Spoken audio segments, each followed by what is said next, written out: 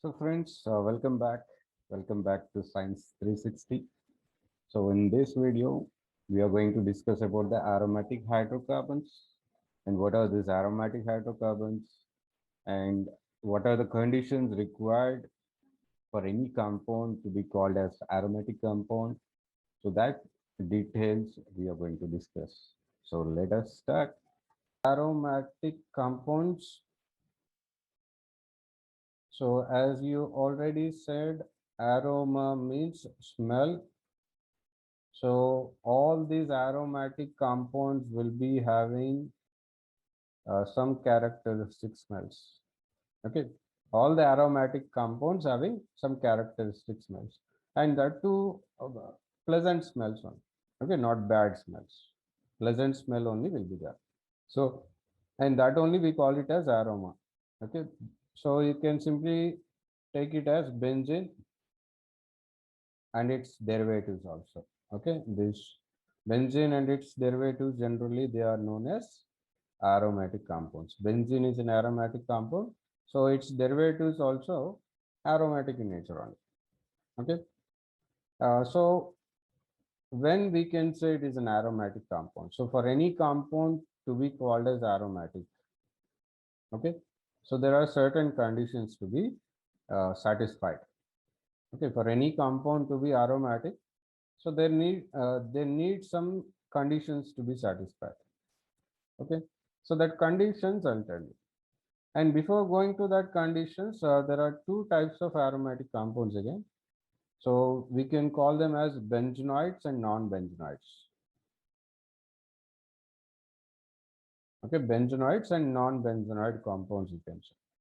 So benzenoid compound means they generally contain benzene in the compound. On at least one benzene ring will be there. Okay. So non-benzenoids, they don't contain a benzene ring, but still they become aromatic. Okay. So benzenoid compounds, at least one aromatic ring is present. One benzene ring is present. Okay. So those are called as benzenoid compounds. So next, when it comes to non-benzenoids, they don't have any benzene ring present in it, but still they become aromatic by satisfying certain conditions. So don't have benzene ring, but still aromatic. Okay. So like if I go with benzene, okay, benzene derivatives means like toluene, next ethyl benzene, aniline, xylenes, okay, propyl benzene, isopropyl benzene, right? So these compounds we can call them as benzene and benzene derivatives. Okay. Next, in benzene or benzenoid compounds, you may be having only one benzene ring, or more than one benzene ring also can be there. Okay. So more than one benzene ring can also be there. So like a naphthalene, if I see, in naphthalene, two benzene rings will be there. And in anthracene, three benzene rings. Phenanthracene, uh, again, three benzene rings only. Okay. So likewise, it will be there. And even there are certain compounds like diphenyl. Okay. Diphenyl ring is there. Diphenyl methane is also there. Those are also aromatic compounds. Okay. I'll write some of the examples for you. So that examples we'll see now. Okay. So some of the examples for benzenoid compounds I'm giving now. Okay. So benzenoid compounds examples here. So that means they all contain benzene ring present in there. Okay. So benzene, this is benzene. Okay. Next toluene. Toluene means on benzene ring we'll be having one methyl group. This is called toluene. And next ethyl benzene. That means on benzene ring ethyl group. CH2 CH3. Similarly, propyl benzene. This is ethyl benzene. Similarly, I can go with propyl benzene. Okay, isopropyl benzene, xylenes. Okay, so you can, I'm writing here only all benzenide compounds. So here propyl benzene, this is normal N-propyl benzene. Okay, so N-propyl benzene. So similarly, we have isopropyl benzene. So that means now on benzene ring, isopropyl group I have to keep. So like CH, CH3, and this side one more CH3. This is isopropyl group. Or CH, CH3 twice also you can write it. Okay, CH, CH3 twice. So this is called isopropyl benzene, uh, or else it is having a common name cumene. Isopropyl benzene will say it, or else you can call it as simply as cumene. That is the name. Okay. So this is also another aromatic compound having benzene ring. And similarly, on benzene ring, if you are having two methyl groups on adjacent carbons or different carbons, like this is called as xylene. Okay, and both the methyl groups are in ortho position to each other. So that's why it is called orthoxylene. Similarly, meta position if you have metaxylene, and para position if you have paraxylene. So okay, so on benzene ring, now if you take this as the first that is the first carbon, second, third, fourth. Okay, so 1 2 we call it as ortho positions. Okay, 1 2 positions are called as ortho, and 1 3 positions if you see 1 3 positions, those are called as meta. Meta positions will be same. And next 1 4 positions. This 1 4 positions are called as para positions. Okay, so that methyl group, if it is on 1 2, then orthoxylene. If it is on 1 3, metaxylene, and if it is on 1 4, paraxylene will say. Okay, so these are all different examples. So and sometimes you may be having a trimethyl benzene also, symmetrical trimethyl benzene, like a 1 3 5. Okay, like this. So like a benzene having one methyl group here, and second methyl group here, and one more methyl group here. This is 1 3 5 trimethyl benzene. Okay, or simply you can call it as mesitylene. Okay, so these are having, these all compounds having only one benzene ring. Okay, single benzene ring is there. Or sometimes you may be seeing like two benzene rings attached like this.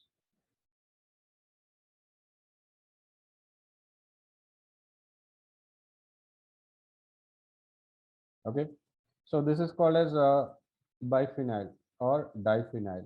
Bi or di, both you can use. Okay, biphenyl compound you can say. So this is also aromatic only. So, but it is a polycyclic aromatic compound. Okay, two different cycles are there. Okay, polycyclic aromatic compound. So you are having more than one benzene ring. Okay, polycyclic aromatic compound, and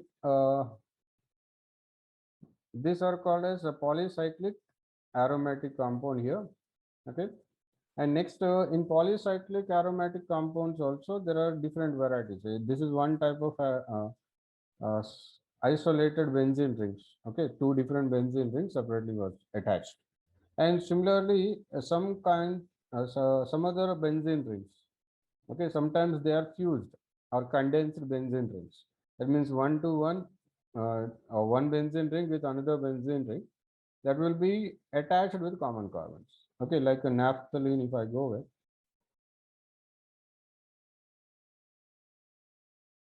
So this is naphthalene with two benzene rings. These are fused rings. Okay, so one benzene ring is fused with another benzene ring. So having common carbons. Here I don't have common carbons here in biphenyl. Okay, they are isolated rings are there. Okay, both are isolated benzene rings they are having. Okay, so these are called these are fused rings. Okay, both are fused with each other. So these are polycyclic aromatic compounds only, but with fused rings. Okay, and this is naphthalene, and with three benzene rings fused. If you write like that, that is called as anthracene. Okay, three benzene rings fused. This is called anthracene.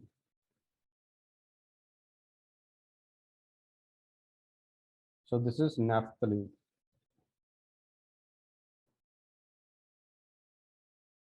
And you can also write with three benzene rings in this manner also. Like I have two benzene rings in this manner, and one more benzene ring. I'll be keeping it here. Okay, there are three benzene rings again here. So this particular compound, we call it as phenanthrene. Okay, so these compounds having fused rings there. Okay, so they are polycyclic aromatic compounds only, but with fused rings. And biphenyl is not having a fused ring. Okay, biphenyl is not having a fused ring there. So they are both two different benzene rings. They are joined. Okay, isolated benzene rings. They are joined there. So these are all compounds. They are all benzenoid compounds. Okay, so we call them as benzenoid compounds. And there are other varieties of compounds also there. That means non-benzenoid compounds. So I'll tell you the examples for that also. Okay. Okay, guys, coming to non-benzenoid organic compounds. Non-benzenoid aromatic compounds. So like heterocyclic compounds, I already told you. So that heterocyclic compounds, all the heterocyclics are aromatic compounds only. But still they don't have benzene ring. Okay, even though they don't have benzene ring, they are aromatic. So heterocyclics. And all of the heterocyclic compounds must be aromatic only, because their stability is, if they are not aromatic, their stability will be very, very less. Okay, so all the heterocyclic compounds like we have pyridine.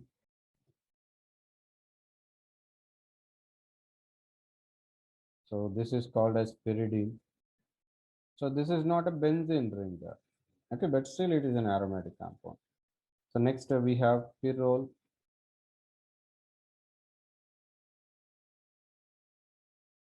This is called pyrrole. So next furan. This is called furan.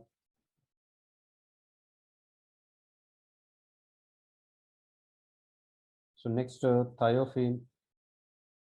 Thiophene means here in place of oxygen, just simply sulfur you keep. This is called thiophene. Okay, so these are all heterocyclic compounds and they are aromatic as well. Okay, and there are certain compounds like this. This is a cyclopropenyl carbocation. Okay, cyclopropenyl carbocation. So this is also aromatic. That's why it is highly stable. Okay. Next,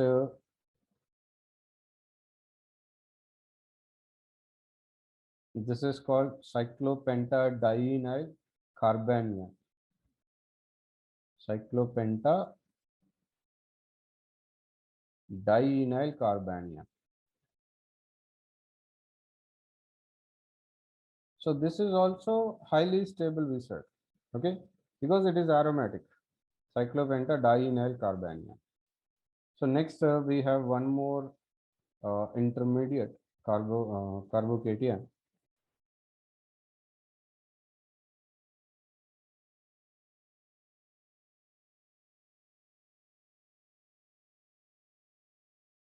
So this is called as propylium carbocation.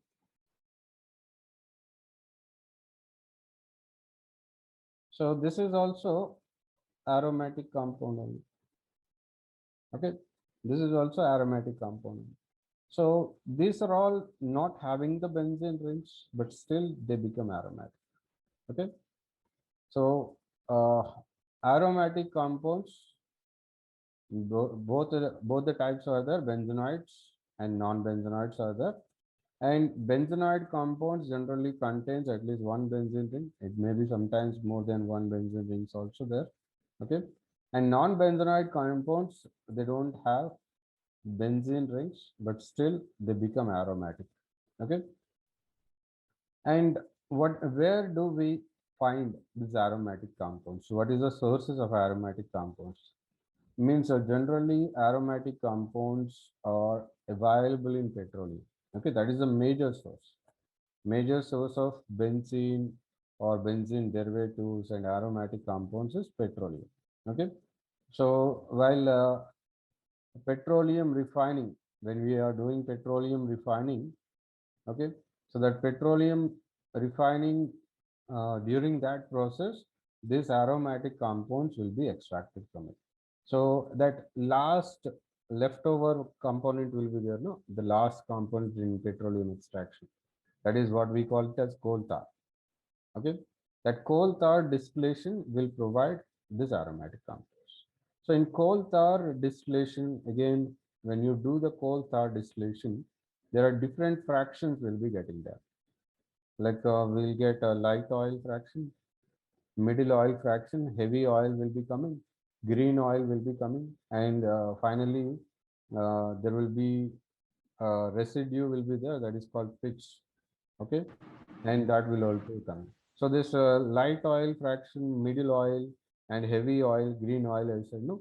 In all these fractions, different aromatic compounds will be available. So the main source, okay, the important source of aromatic compounds, if you see, that is petroleum. Okay, so after complete refining of petroleum, so the final extract what we get is coal tar, and that coal tar contains this organic compound. So what we need to do is coal tar distillation we have to do to get the organic compounds. So sources of organic compounds.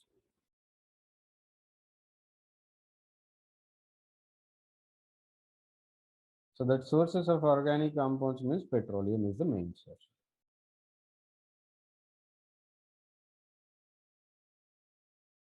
Okay, so final result after petroleum extraction, when you do, the final result we'll get is coal tar. So this coal tar we need to distill it. Okay, we need to heat it at different temperatures. So that is called as distillation process. So at different temperatures, different fractionals will come, fractional liquids will come, and that contains different aromatic compounds. So let's see that. Okay, so coal tar distillation we'll see. Coal tar distillation.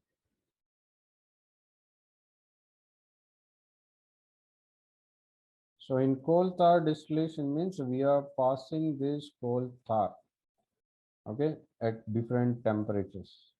Through different temperatures, we'll pass it. Okay. So when you're passing it through different temperatures, different fractional values will come at different different temperature ranges. Okay. Uh, Suppose if I go with a temperature range around 80 to 170 degrees. Okay, so that will give you light oil fraction. Okay, it will produce light oil. Okay, this light oil contains benzene.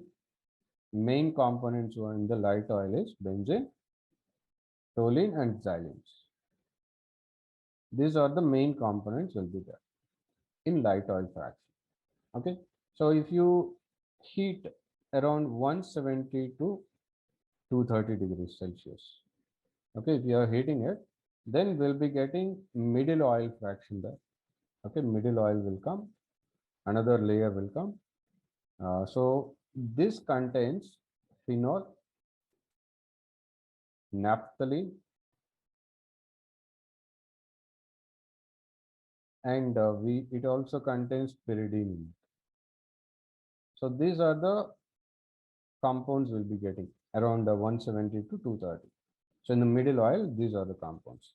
Next, around after 230, now we'll heat the liquid around 230 to 270.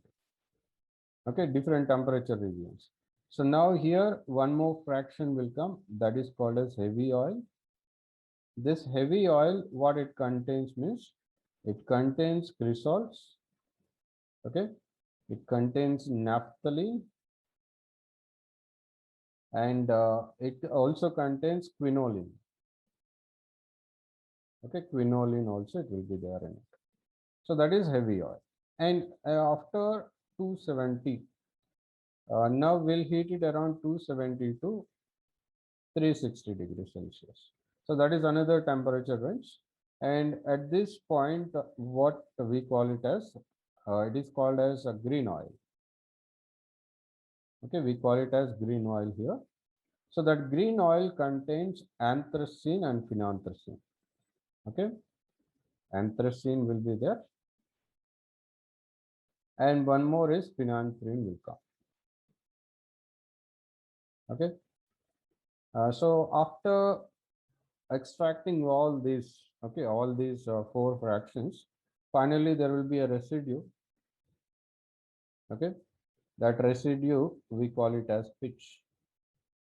Okay, and this pitch contains only carbon, that is around 90 to 94% carbon will be presented.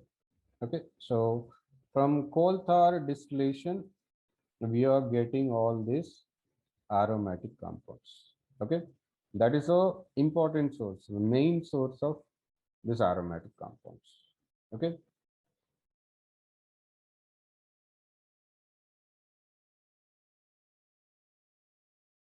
okay, next sources is over, and next what we need to know is what is actually aromatic nature, aromaticity, what does it mean, and how the compounds becomes aromatic, what are the conditions required. Okay, for any compound to become aromatic, as I already told you, it should satisfy certain conditions. Okay, so first condition is it should be a cyclic planar molecule. Okay, cyclic planar molecule must be there. So in that cyclic planar molecule, okay, you need to be having conjugation of double bonds. Okay, conjugation of double bonds must be there. Conjugation of pi electrons or any conjugation, any type of conjugation. Okay, that's fine. So uh, conjugation must be there. And next, one more important rule is it should be having 4n plus 2 pi electrons. Okay, so we said now conjugation, and that conjugation should be continuous conjugation. There should not be any stopping there. So it should be continuous. Okay, so it should be extensive delocalization must be there. Okay, so the conjugation must be continuous, conjugation must be there. Okay, so continuously you should be having. So it should not stop anywhere, and the pi bonds involved in the conjugation. Okay, in the conjugation, whatever electrons involved there, so there the number of electrons must be following this way. Okay, 4n plus 2 pi electrons must be there, and this simply we call it as Huckel's rule. Okay, 4n plus 2 pi electrons. So where n can be taken as 0, 1, 2, 3, like that you can take. Okay, so that means if I substitute n is equal to 0, that 2 pi electrons will come. Okay, if n is equal to 0. If n is equal to 1, then 6 pi electrons will come. If n is equal to 2, then 10 pi electrons. So that means any cyclic planar molecule having continuous conjugation with this many electrons, with this many pi electrons in conjugation, that can become aromatic. Okay, these are the conditions required for aromaticity. So any compound satisfying these three conditions, they becomes aromatic. Okay, if they don't satisfy any one of those, either first one, second one, or third one, if any one of those is not satisfied, it is non-aromatic. Okay. So if suppose sometimes you may be having 4n pi electrons. Okay. So if any one of them is not followed, non-aromatic. If it is following all the rules, but I have only 4n pi electrons, then we call it as anti-aromatic that time. Okay, 4n pi electrons if you have. 4n plus 2 if you have, they are aromatic. Okay, in all these cases, they are aromatic only. So 4n only it is there. Okay, then it is called anti-aromatic compound. So let us apply this for benzene. Okay, so I'm going to apply these rules for benzene. Let us check. Okay, so benzene, all the 6 carbons in benzene. Okay, if you write benzene structure, so there are 3 double bonds here, and all the 6 carbons are sp2 carbons. So sp2 carbons are planar carbons only. Okay, planar carbon. So the molecule itself is a planar molecule. So the first condition satisfied, cyclic and planar. And next, conjugation, continuous conjugation. This 5 electrons, 5 bonds are continuously it was there. There is no break. Okay, there is no break at all. So that is continuous conjugation is there. So second condition satisfied. And next, count the number of pi bonds. How many total 3 pi bonds are there? So 3 pi bonds means each pi bond is equal to 2 electrons. So that means 6 pi electrons I'm having. So 6 pi electrons means that Huckel's rule also followed. So that's why benzene is an aromatic compound. Okay. So similarly, I'll go with another compound here. Let's go with the naphthalene. Okay, we'll take naphthalene and we'll check whether it is aromatic or not. So naphthalene means again we'll have 2 benzene rings fused benzene ring. So you can write the structure like this. Okay, this is naphthalene. So now here in naphthalene also there are 10 carbons in it. Okay, finally if you check 10 carbons will be there. In all that 10 carbons, all of them are sp2 carbons only. Okay, all the 10 carbons are sp2. So it is definitely a planar molecule and cyclic also. Right? So the first condition satisfied. And there is a continuous double bonds, continuously conjugation was there. So there is no gap, alternatively it was there. So here also you can check. Okay, here also you can check that is alternatively it is present. Here also it is alternatively is there. Here also alternate positions only.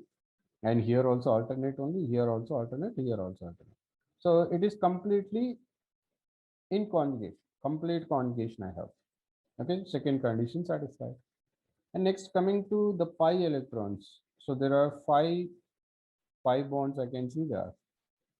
So 5 pi bonds means 10 pi electrons I'll be having. So 10 pi electrons means following Huckel's rule. So that's also aromatic now. Okay. Now I'll go with another example. Okay. I'll go with cyclopentadiene.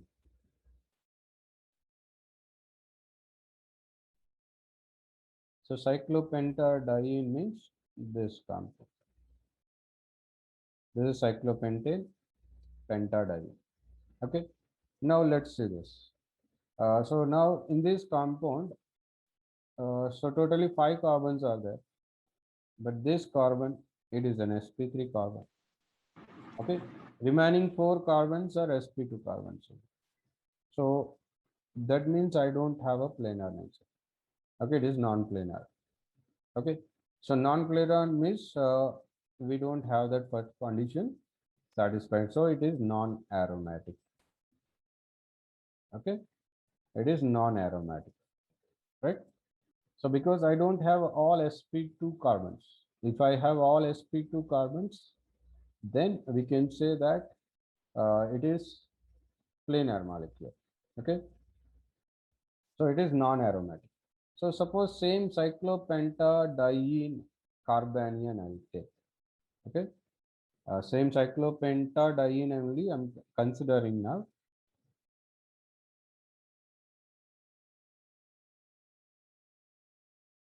Cyclopentadiene.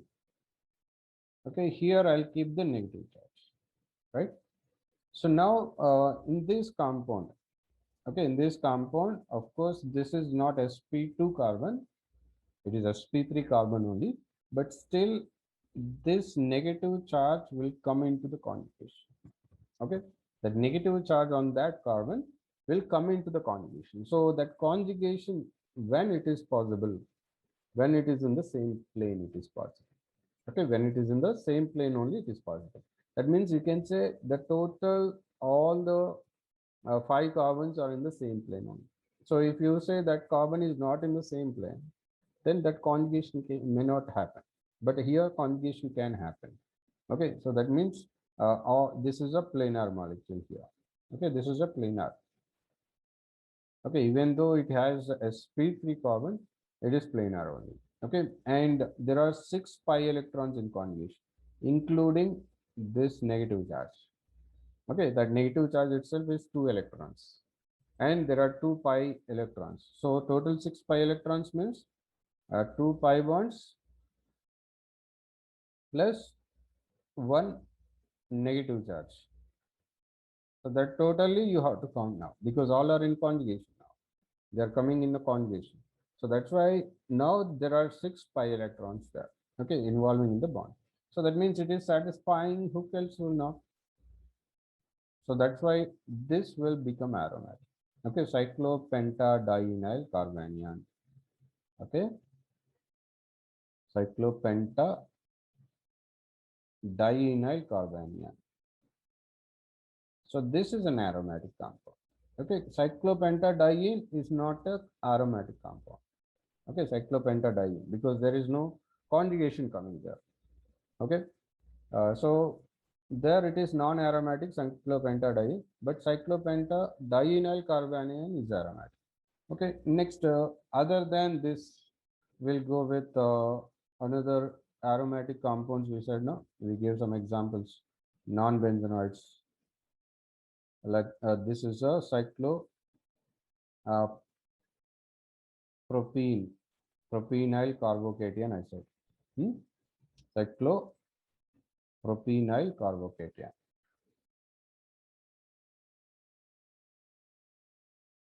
So here we'll check now. Okay, cyclopropenyl carbocation. Now if I see this, totally 3 carbons are there, all are sp2 carbons only, definitely it is a planar molecule. Okay, that first condition, and cyclic planar and cyclic condition is satisfied. And now if I see the double bond and positive charge, those are in conjugation now, double bond and positive charge. Okay, so conjugation is there continuously, and at the same time 4n plus 2 pi electron group. If n is equal to 0, 2 pi electrons can be there. So I have 2 pi electrons. Okay, so that's why this compound is aromatic compound. Okay, so it is not having a benzene ring, but all these conditions satisfied over there. Okay, similarly, you can go with tropylium carbocation also. Okay, tropylium. I gave you tropylium carbocation.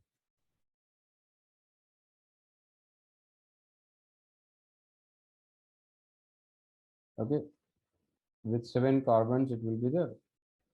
And this is called tropylium carbocation. Okay, tropylium. So here also you can apply that.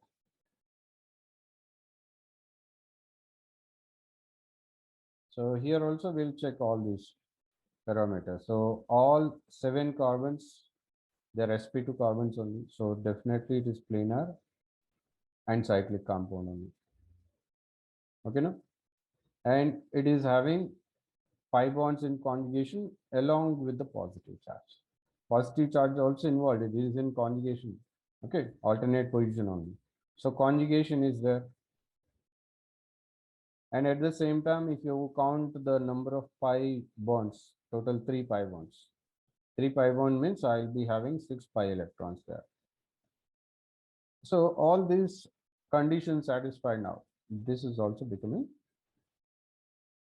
aromatic. Okay.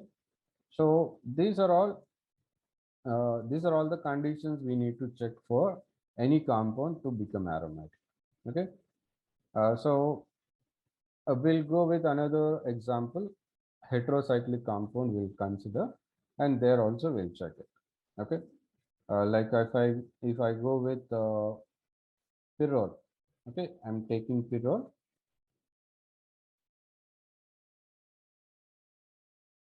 So this is pyrrole, right? So this is pyrrole, and now if I take pyrrole, there are 4 carbons. All the 4 are sp2 carbons only. Okay, and nitrogen here, if I check, that nitrogen will have a lone pair. Okay, the nitrogen will be having a lone pair.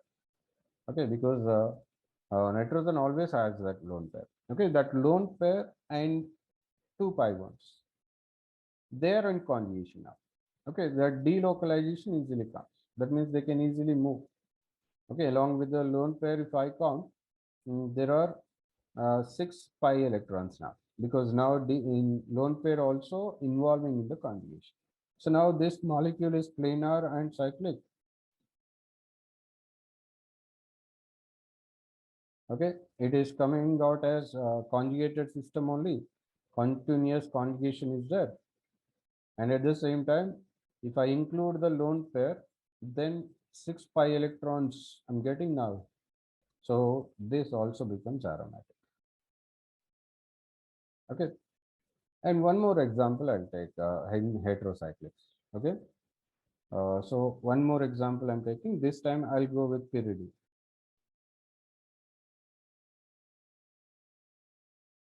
Okay. For pyridine, this is the structure of pyridine. Okay. So now this pyridine also will check now. So again, totally 5 carbons are there. All are sp2 carbons only. So definitely the molecule will be planar. And it is also cyclic compound only. Okay. And next, conjugation. So all the 3 pi bonds are in conjugation only. Okay. And now when it comes to the conjugated system, 3 pi bonds only will be there. That lone pair on nitrogen, now it won't be involving. Okay, that lone pair of nitrogen, it won't be involving. It is normally, it was there and it will remain with nitrogen itself. So that is not involving in the conjugation there. Okay, so here we are including the lone pair. Okay, including lone pair, and here excluding, that means we don't involve that lone pair here. So excluding lone pair, right? So that time it is satisfying all the conditions there, so it will become aromatic. Okay, so this is called pyridine. This compound is known as pyridine, and this is known as pyrrole. So all these compounds are satisfying all the 3 conditions over there. So that's why they'll become aromatic compounds. Okay. Okay, now I'll give one more example. So I'll go with this compound now.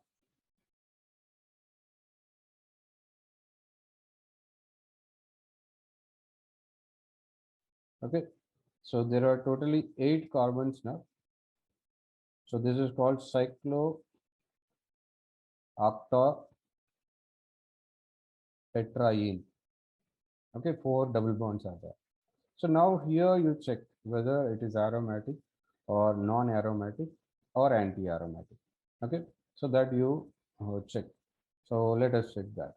So you are having totally 8 carbons, and all the 8 carbons are sp2 carbons only. So it is planar and cyclic.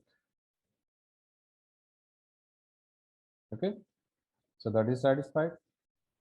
Next, conjugation, continuous conjugation was there. Second condition satisfied. So next, 4 pi bonds. So I have 8 pi electrons. 8 pi electrons means 4 into 2.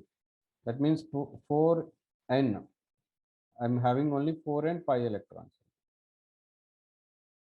So that's why here this is called anti-aromatic compound. Okay, this is an anti-aromatic compound here. Okay, so now coming to aromatic, non-aromatic, and anti-aromatic. So what is the stability order? Okay, so aromatic compounds are highly stable, then non-aromatic compounds, and non-aromatic compounds are stable than anti-aromatic. That means these anti-aromatic compounds are very, very less stable. Okay, so that is the order of stability. Okay, so this is regarding aromaticity. So any compounds which are satisfying these 3 conditions, they can become aromatic. Okay, if they are satisfying 4 and pi electrons, then they becomes anti-aromatic. So if any one of the conditions not satisfied, then it becomes non-aromatic. Okay, so that is regarding the aromaticity.